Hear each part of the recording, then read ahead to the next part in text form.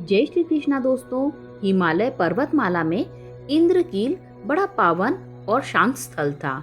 ऋषि मुनि वहां तपस्या किया करते थे। एक दिन पांडु पुत्र अर्जुन उस स्थल पर पहुंच गए।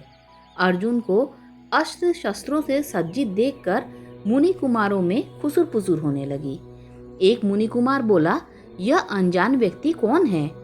कोई भी क्यों ना हो, इसे पवित्र स्थान पर अस्त्र शस्त्र नहीं लाने चाहिए थे। ऋषि कुमार नदी के किनारे तक अर्जुन के पीछे पीछे गए और यह देखने लगे कि वह करता क्या है। अर्जुन ने अपने अस्त्र शस्त्र उतारे और वहां बने शिवलिंग के सामने बैठ गया। उसने बड़े मनोयोग से भगवान शिव की आराधना की, शिवलिंग पर फूल चढ़ाए। तभी एक मुनि कुमार अर्जुन को पहचान गए। बोला, अरे ये तो पांडुपुत्र अर्जुन है। मैंने इसके शौर्य के बहुत चर्चे सुने हैं। इस समय यह विश्व का सर्वश्रेष्ठ धनुर्धर है, पर यह यहाँ आया किस लिए है? दूसरे मुनि कुमार ने जिज्ञासा प्रकट की। कपटी दुर्योधन के साथ जुए में सब कुछ हार कर पांडव वनवास कर रहे हैं, पहले वाले मुनि कुमार ने बताया। तब तो ये भगवान शिव से वरदान मांगने आए होंगे, तीसरे ने कहा। कई महीने बीत गए। अर्जुन तन्मय होकर ओम नमः शिवाय का जाप करते रहे शिवलिंग के आगे। उनके शरीर से तेज निकलकर वातावरण को गर्म करने लगा। इस कारण ऋषि मुनियों को मंत्र पूजा करने में बाधा होने लगी। देखते ही देखते सारा जंगल उस ताप से तपने लगा। घबराकर ऋषि मुनि कैलाश गए, जहाँ शिव का वास है। उन्होंने भगवान शिव से प्रार्थना की, हे शिवशंकर, हे अभयंकर, अर्जुन की मनोकामना पूरी करो और हमारी पीड़ा हरो। शिव ने ऋषियों को आश्वस्त किया तो ऋषि मुनि अपने स्थान को लौट गए।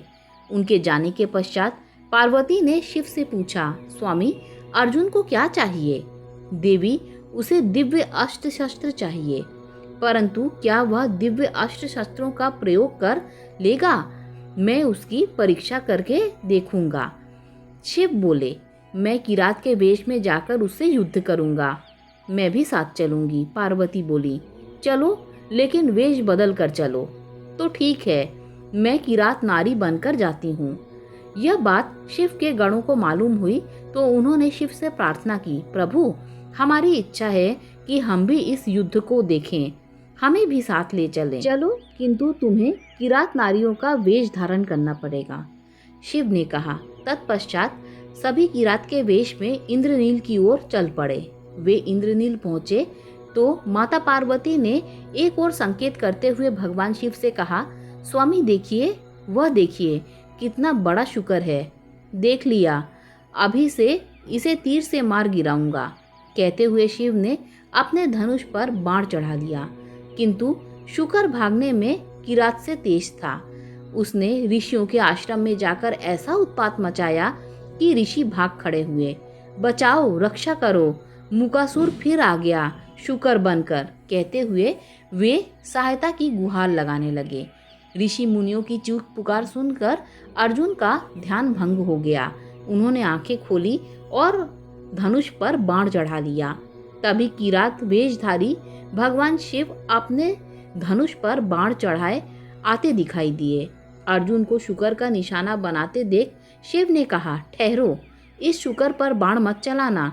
यह शिकार मेरा है, मैंने बहुत देर से इसका पीछा किया है। ठीक है, तुम इसे मार सको तो ले जाओ।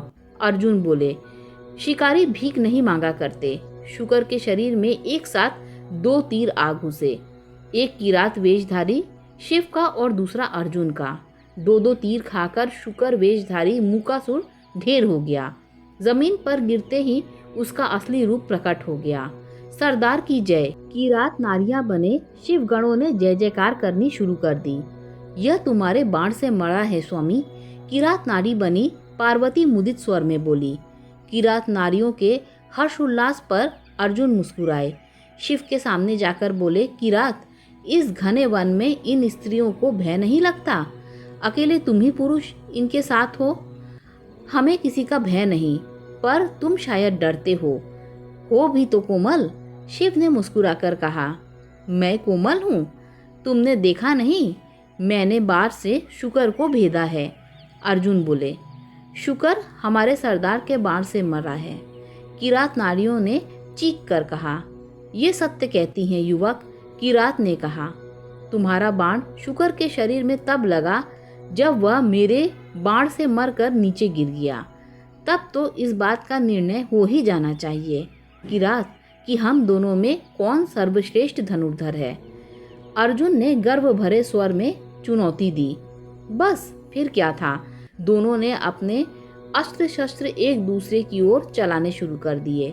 देखते ही देखते भयंकर बाण वर्षा शुरू हो गई। लेकिन कुछ ही देर बाद अर्जुन का तुरीण बाणों से खाली हो गया। तब वह विस्मय से बड़बड़ाया, मेरे सभी बाणों को इस किरात ने काट डाला। मेरा बाणों से भरा सारा तुरीण खाली हो गया, किंतु किरात को खरोंच तक नहीं लगी। तभी किरात का व्यंग्य भरा स्वर गूंजा, धनुर्धारी वीर।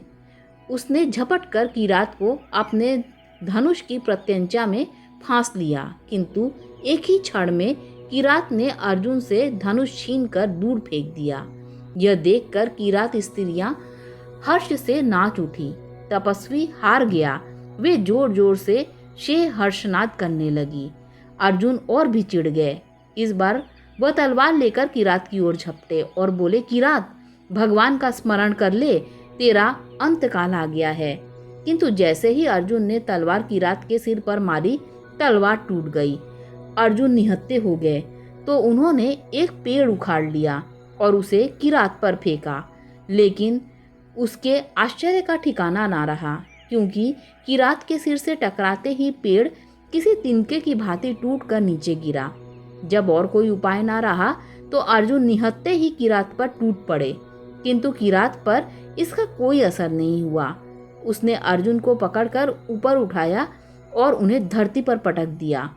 अर्जुन बेबस हो गया।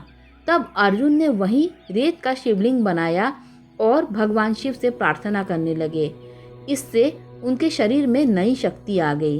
उन्होंने फिर उठकर किरात को ललकारा, किरात, अब तेरा काल आ गया। वह चीखे, लेकिन जैसे ही दृष्टि किरात के गले में पड़ी, फूल माला पर पड़ी, वह स्तब्ध होकर खड़े के खड़े रह गए। अरे, ये पुष्पमाला तो मैंने भगवान शिव के लिंग पर चढ़ाई थी, तुम्हारे गले में कैसे आ गई? पल मात्र में ही अर्जुन का सारा भ्रम जाता रहा। वे समझ गए कि किरात के भेष में स्वयं शिव शंकर ही उनके सामने खड़े हैं।